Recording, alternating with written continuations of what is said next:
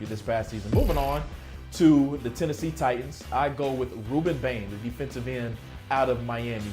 A pillar piece that Mario Cristobal just talks about emphatically during his time there. Yes, I know the arms came in at sub 31 inches, but I don't care.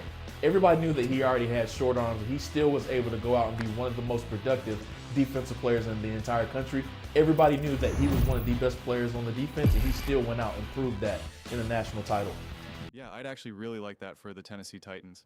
I mean, I'll be honest, I don't get lost too much in the mock drafts. They're just, everything's always so all over the place, and it's just like, it's granted the Titans have a higher pick, right? They're not like number 20 or something like this.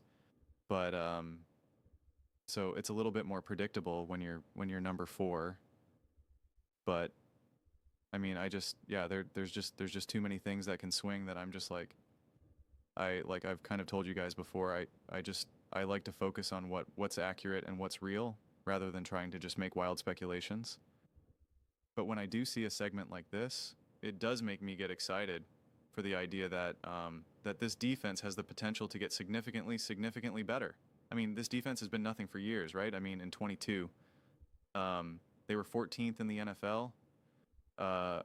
In 2023, they were 16th in the NFL. In 2024, they were 30th in the NFL. In 2025, they were 28th in the NFL. I mean, just mess after mess after mess. And based on how the draft can unfold for the Titans, it really feels like you're able to essentially immediately give Robert Saleh and Dable true young talent to work with, right from the jump. Right from the jump. I mean, I think everyone was talking all about like Harbaugh and a Stefanski hire, or you know, even Brady with the Bills and Kubik, and like with obviously the Raiders, and it's just like not enough focus went towards the Tennessee Titans, and they got 2 huge hires on both offense and defense. But of course, the draft, you have the 4th and the 35th pick in the draft. You can do damage immediately. You can either just go all in on the first 2 picks and just go defense, and now you're giving Robert Saleh like immediately a way to transform this defense and kind of, you know, and I don't want to say start from the bottom, but just kind of, you know, you're giving him 2 new players to immediately mold exactly how he wants, right? Which is great. Or you can kind of split, go defense and offense, and now give someone immediately and tableable. But even if you want to just go to defense at the top and then in the 3rd round go offense, I mean, if you're looking at this draft, and this is where I want to try to stay away from the speculation, because it is, you have to start to really guess how other people are going to go. There should be, at that point, there should be still a handful of really, really nice offensive weapons. But, I mean, this is just such a perfect point. You know, this is all on TennesseeTitans.com. This is why I don't get too involved in the mock drafts, because we can see, no, it's going to be Bain. No, it's going to be Jeremiah Love. No, it's going to be Reese. No, it's going to be Tate. No, it's going to be Reese. No, it's going to be Bain. No, it's going to be DS. You know, it's just, you know, I'm like, I don't know, man. Too much of a mess.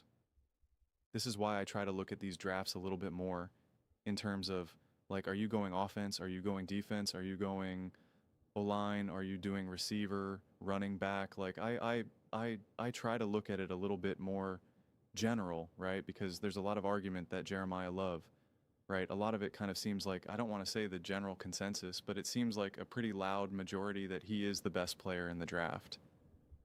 And there is kind of the philosophy that, like, no matter what you need, take the best player available. Take the best player available. And it's just like, you know, maybe, right? And it's just like, I don't think there is any just bona fide absolute draft philosophy. I think if it was a true just basic elementary science, it could be reduced down to, things would be a lot more straightforward. Not only would it be a lot more straightforward for teams to just for their own draft selection process, but they would be able to predict other teams' draft, and everything would really kind of fall into place pretty seamlessly, and they don't, and various teams have, you know, zigged when everyone was saying zag, and it's worked out tremendous for them, and sometimes it blows up in their face. So I think the way how I look at the draft, and which is why it's not my favorite thing to talk about personally, is just, it's kind of mayhem, man. It really is. It's kind of mayhem. And so I'm gonna live stream it, but in terms of like how to discuss it, how to go about it, I am curious how you guys like to, look at the draft because again, I I see something like this and like I said, this is on TennesseeItans.com. I'm just like, right, like everyone's got a different opinion, and I'm also not going to come here right now and just be like, no, who they really need to draft is this is what you got to. Like, I don't feel that strongly. I don't, and listen, I am human and I am a fan at heart. So I am kind of like always like, I don't know, man, what would a Jeremiah Love look like with the Tennessee Titans? I'm like, that sounds pretty nice. It's like, yeah, I don't know, right? And it's just like, I can easily get sucked into those narratives too. I'm human. And so I feel like if I'm looking at it through a more slow and steady wins the race, um, and what seems to be, how do I want to phrase it, conservative. And in terms of like a more traditional way of going about things, I'd say, all right, give me defense, defense, offense, because I'm just really excited of what Robert Saleh will be able to do.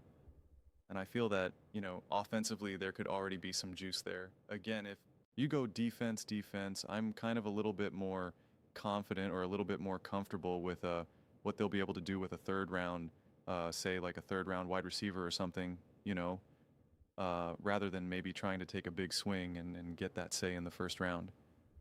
Um, just kind of what I'm looking at it right now. But again, still fleshing some of these things out.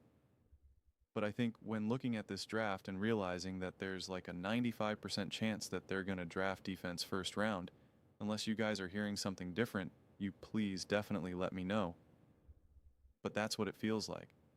I am really excited at what Robert Solid is going to be able to do defensively. That actually genuinely really, really, really excites me.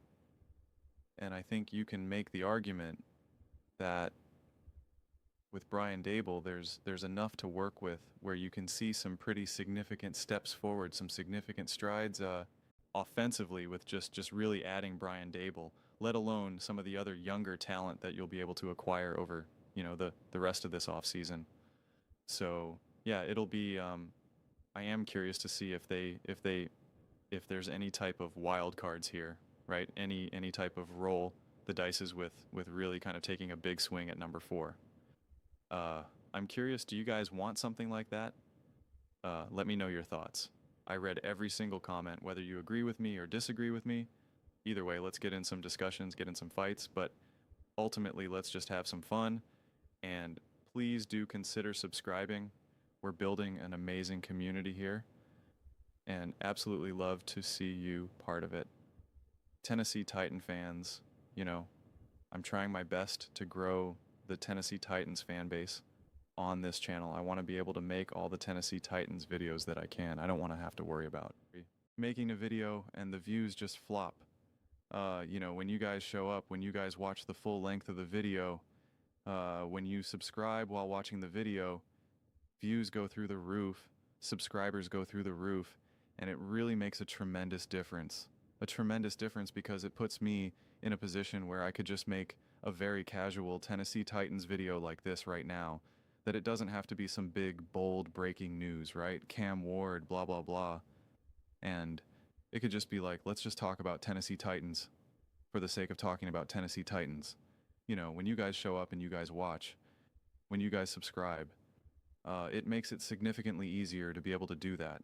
It's not about just chasing views and subscribers and all of that. It's about creating content that people genuinely want to talk about, people that they want to discuss, that they want to watch. Otherwise it is a tough existence out there.